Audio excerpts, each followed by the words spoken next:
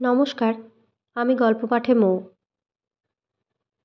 আমার এই গল্প পাঠ যদি আপনাদের ভালো লেগে থাকে তাহলে অবশ্যই চ্যানেলটিকে লাইক, শেয়ার ও সাবস্ক্রাইব করে পাশে থাকবেন এবং আপনাদের মূল্যবান মতামত কমেন্টের মাধ্যমে জানাবেন। আজকে পাঠ করছি শ্রী বিভূতিভূষণ বন্দ্যোপাধ্যায়ের কালজয়ী উপন্যাস চাঁদের পাহাড়। শুরু করছি। নতুন পদ পেয়ে উৎফুল্ল মনে শঙ্কর যখন স্টেশনটাতে এসে নামল তখন বেলা 3টে হবে। স্টেশন ঘরটা খুব ছোট, মাটির প্ল্যাটফর্ম আর স্টেশনের আশপাশ কাঁটা তারের বেড়া দিয়ে ঘেরা। স্টেশন ঘরের পিছনে তার থাকবার কোয়ার্টার। পায়রার খোপের মতো ছোট। যে ট্রেনখানা তাকে বহন করে এনেছিল সেখানা কিসুমুর দিকে চলে গেল। শঙ্কর যেন অকুল সমুদ্রে পড়ল। এত নির্জন স্থান সে জীবনে কখনো কল্পনা করেনি। এই স্টেশনে সেই একমাত্র কর্মচারী, একটা কুলি পর্যন্ত নেই। সেই কুলি, সেই পয়েন্টসম্যান, সেই সব। এইরকম ব্যবস্থার কারণ হচ্ছে এই যে এইসব স্টেশন এখনও মোটেই আয়কর নয়। এর অস্তিত্ব এখনও পরীক্ষা সাপেক্ষ। এদের পিছনে রেল কোম্পানি বেশি খরচ করতে রাজি নয়। একখানি ট্রেন সকালে, একখানি এই গেল, আর সারা দিন রাত্রে ট্রেন নেই। সুতরাং তার হাতে প্রচুর অবসর আছে। চার্জ বুঝে নিতে হবে, এই একটু কাজ। আগের স্টেশন মাস্টারটি গুজরাটি, বেশ ইংরাজি জানে। সে নিজের হাতে চা করে নিয়ে এলো। চার্জ বোঝাবার বেশি কিছু নেই। গুজরাটি ভদ্রলোক তাকে পেয়ে খুব খুশি। ভাবে বোধ হলো সে কথা বলবার সঙ্গী পায়নি অনেক দিন।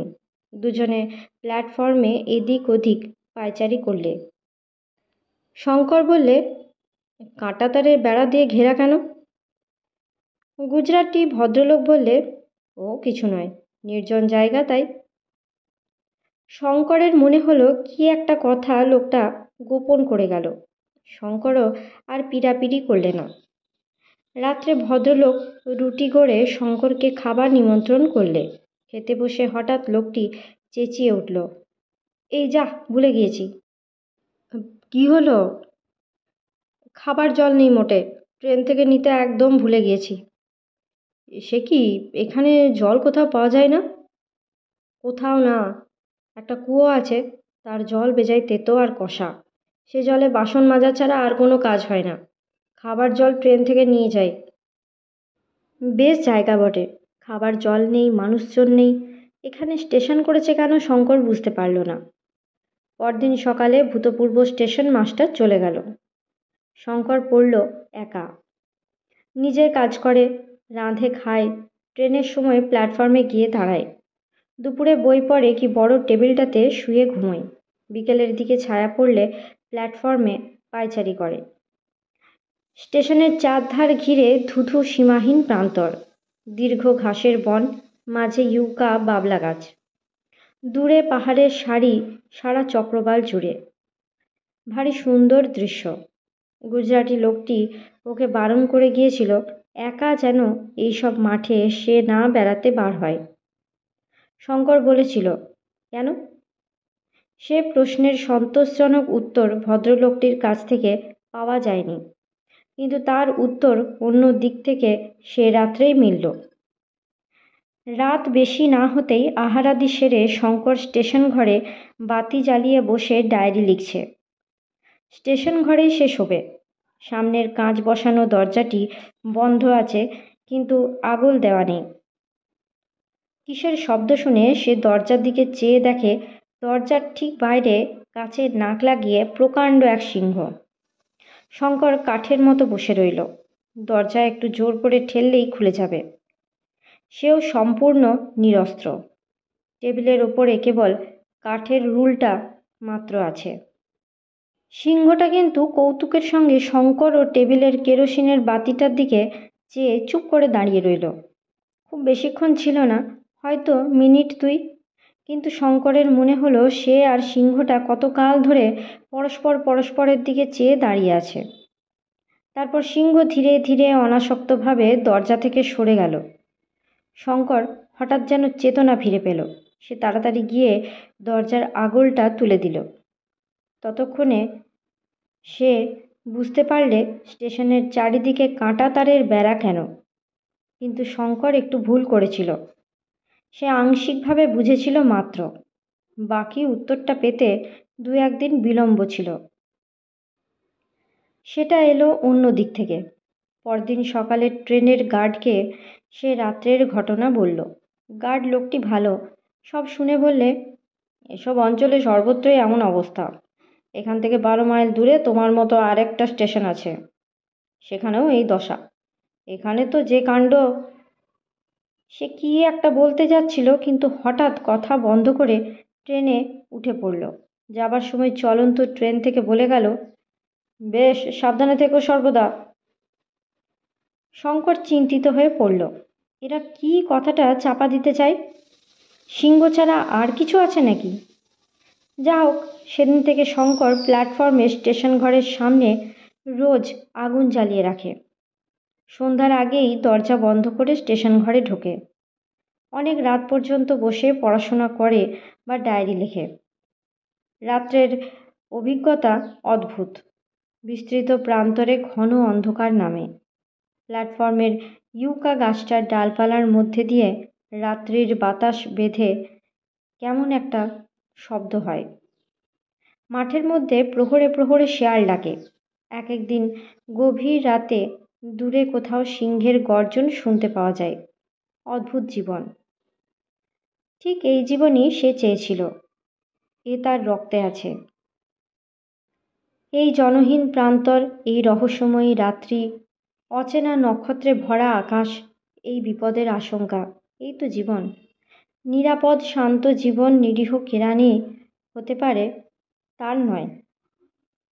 সেদিন বিকেলের ট্রেন রওনা করে দিয়ে সে নিজের কোয়ার্টারের রান্নাঘরে ঢুকতে যাচ্ছে, এমন সময় খুঁটির গায়ে কি একটা দেখে সে 3 হাত লাফ দিয়ে পিছিয়ে এলো। প্রকাণ্ড একটা হলদে খরিস গোখুরা তাকে দেখে ফনা উদ্যত করে খুঁটি থেকে প্রায় 1 হাত বাইরে মুখ বাড়িয়েছে। আর 2 সেকেন্ড পরে যদি শঙ্করের চোখ সেদিকে পড়তো তাহলে, না, এখন সাপটাকে মারবার কি করা যায়। কিন্তু সাপটা পর মুহূর্তে খুঁটি বেয়ে উপরে খড়ের চালের মধ্যে লুকিয়ে পড়ল। বেশ কাণ্ড বটে।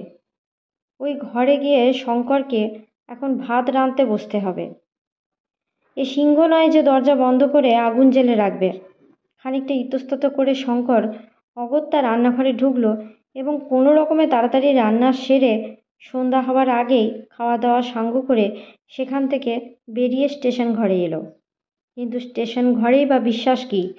সাপ কখন কোন ফাঁক দিয়ে ঘরে ঢুকবে তাকে কি আর ঠেকিয়ে রাখা যাবে? পরদিন সকালে ট্রেনে গার্ডের গাড়ি থেকে একটি নতুন কুলি তার রসদের বস্তা নামিয়ে দিতে এলো। সপ্তাহে 2 দিন মোমবাসা থেকে চাল আর আলু রেল কোম্পানি এইসব নির্জন স্টেশনের কর্মচারীদের পাঠিয়ে দেয়। মাসিক বেতন থেকে এর দাম কেটে নেওয়া হয়। যে কুলিটার রসদের বস্তা নামিয়ে দিতে এলো সে ভারতীয়, গুজরাট অঞ্চলে বাড়ি। বস্তাটা নামিয়ে সে কেমন যেন অদ্ভুতভাবে চাইল শঙ্করের দিকে, এবং পাছে শঙ্কর তাকে কিছু জিজ্ঞেস করে এই ভয়েই যেন তাড়াতাড়ি গাড়িতে গিয়ে উঠে পড়ল। কুলির সে দৃষ্টি শঙ্করের চোখ এড়ায়নি। কী রহস্য জড়িত আছে যেন এই জায়গাটার সঙ্গে। কেউ তা ওর কাছে প্রকাশ করতে চায় না। প্রকাশ করা যেন বারণ আছে। ব্যাপার কি? দিন 2 পরে ট্রেন পাশ করে সে নিজের কোয়ার্টারে ঢুকতে যাচ্ছে, আর একটু হলে সাপের ঘাড়ে পা দিয়েছিল আর কি। সেই খরিস গোখুরা সাপ, পূর্বদৃষ্ট সাপটাও হতে পারে। নতুন একটা যে নয় তারও কোনো প্রমাণ নেই। শঙ্কর সেই দিন স্টেশন ঘর, নিজের কোয়ার্টার ও চারধারের জমি ভালো করে পরীক্ষা করে দেখলে। সারা জায়গায় মাটিতে বড় বড় গর্ত। কোয়ার্টারের উঠানে, রান্নাঘরের দেওয়ালে, কাঁচা প্ল্যাটফর্মের মাঝে মাঝে সর্বত্র গর্ত ও ফাটল আর ইঁদুরের মাটি। তবুও সে কিছু বুঝতে পারলে না। একদিন সে স্টেশন ঘরে ঘুমিয়ে আছে। রাত অনেক, ঘন অন্ধকার। হঠাৎ শঙ্করের ঘুম ভেঙে গেল। 5টা ইন্দ্রিয়ের বাইরে আর একটা কোনো ইন্দ্রিয় যেন মুহূর্তের জন্য জাগরিত হয়ে উঠে তাকে জানিয়ে দিলে যে সে ভয়ানক বিপদে পড়বে। ঘোর অন্ধকার, শঙ্করের সমস্ত শরীর যেন শিউরে উঠল। টর্চটা হাতড়ে পাওয়া যায় না কেন? অন্ধকারের মধ্যে যেন একটা কিসের অস্পষ্ট শব্দ হচ্ছে ঘরের মধ্যে। হঠাৎ টর্চটা তার হাতে ঠেকল এবং কলের পুতুলের মতো সে সামনের দিকে ঘুরিয়ে টর্চটা জ্বালালে। সঙ্গে সঙ্গে সে ভয়ে বিস্ময়ে কাঠ হয়ে টর্চটা ধরে বিছানার উপরেই বসে রইল। দেওয়াল ও তার বিছানার মাঝামাঝি জায়গায় মাথা উঁচু করে তুলে ও টর্চের আলো পড়ার দরুন সাময়িকভাবে আলো আঁধার লেগে থ খেয়ে আছে আফ্রিকার ক্রূর ও হিংস্রতম সাপ কালো মাম্বা। ঘরের মধ্যে মেঝে থেকে সাপটা প্রায় 2.5 হাত উঁচু হয়ে উঠেছে। এটা এমন কিছু আশ্চর্য নয় যখন ব্ল্যাক মাম্বা সাধারণত মানুষকে তাড়া করে তার ঘাড়ে ছোবল মারে। ব্ল্যাক মাম্বার হাত থেকে রেহাই পাওয়া একরকম পুনর্জন্ম, তাও শঙ্কর শুনেছে। শঙ্করের একটা গুণ বাল্যকাল থেকেই আছে, বিপদে তার সহজে বুদ্ধিভ্রংশ হয় না। আর তার স্নায়ুমণ্ডলীর উপরে সে ঘোর বিপদেও কর্তৃত্ব বজায় রাখতে পারে। শঙ্কর বুঝলে হাত যদি তার একটুও কাঁপে তবে যে মুহূর্তে সাপটার চোখ থেকে আলো সরে যাবে সেই মুহূর্তেই ওর আলো আঁধারি কেটে যাবে এবং তখনই সে করবে আক্রমণ। সে বুঝলে তার আয়ু নির্ভর করছে এখন দৃঢ় ও অকম্পিত হাতে টর্চটা সাপের চোখের দিকে ধরে থাকার উপরে।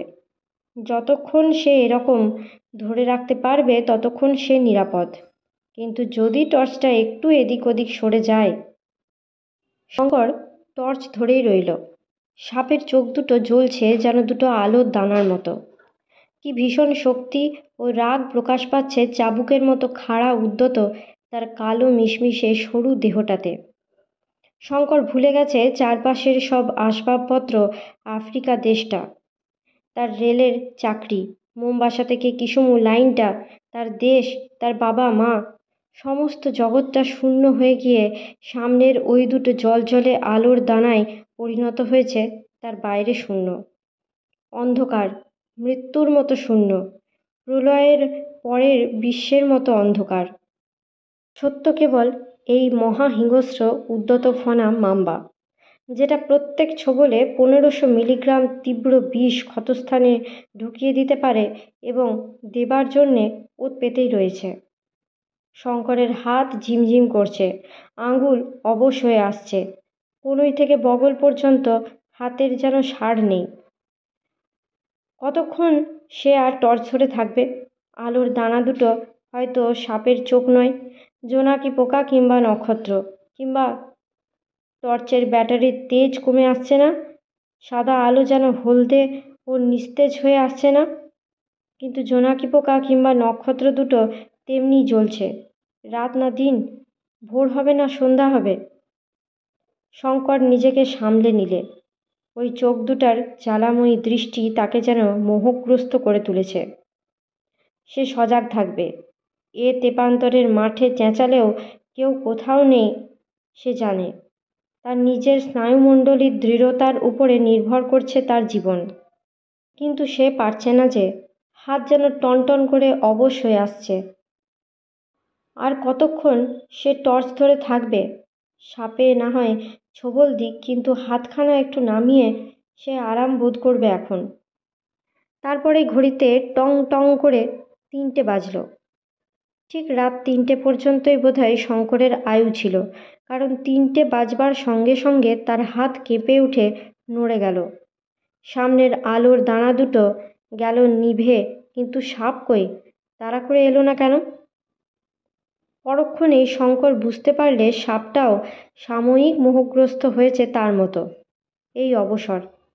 বিদ্যুতের চেয়েও বেগে সে বিছানা থেকে এক লাফ মেরে অন্ধকারের মধ্যে দরজার আগল খুলে ঘরের বাইরে গিয়ে দরজাটা বাইরে থেকে বন্ধ করে দিল। সকালে ট্রেন এলো। শঙ্কর বাকি রাতটা প্ল্যাটফর্মেই কাটিয়েছে। ট্রেনের গার্ডকে বললে সব ব্যাপার। গার্ড বললে, চলো দেখি স্টেশন ঘরের মধ্যে। ঘরের মধ্যে কোথাও সাপের চিহ্নও পাওয়া গেল না। গার্ড লোকটা ভালো। বলি তবে শোনো, খুব বেঁচে গিয়েছো কাল রাতে।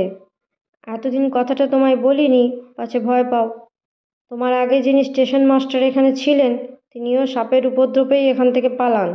তার আগে দুজন স্টেশন মাস্টার এই স্টেশনের কোয়ার্টারে সাপের কামড়ে মরেছে। আফ্রিকার ব্ল্যাক মাম্বা যেখানে থাকে তার ত্রিসীমানায় লোক আসে না। বন্ধুভাবে কথাটা বললাম, উপরওয়ালাদের বলো না যেন যে আমার কাছ থেকে এসব কথা শুনেছ। ট্রান্সফারের দরখাস্ত করো। শঙ্কর বললে, দরখাস্তের উত্তর আসতেও তো দেরি হবে। তুমি একটা উপকার করো, আমি এখানে একেবারে নিরস্ত্র।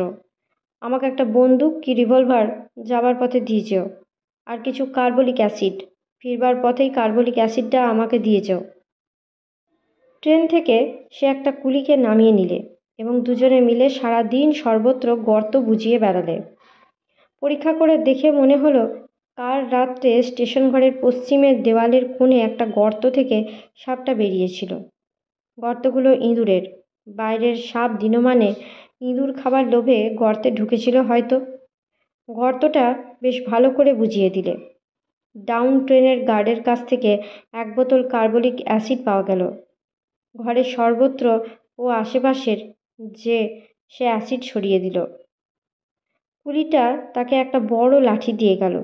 2-3 দিনের মধ্যে রেল কোম্পানি থেকে ওকে একটা বন্দুক দিলে। আজকের মতো গল্প পাঠ এই পর্যন্তই। পরবর্তী অংশ নিয়ে আসবো পরবর্তী ভিডিওতে। সকলে ভালো থাকবেন, সুস্থ থাকবেন এবং পাশে থাকবেন। নমস্কার।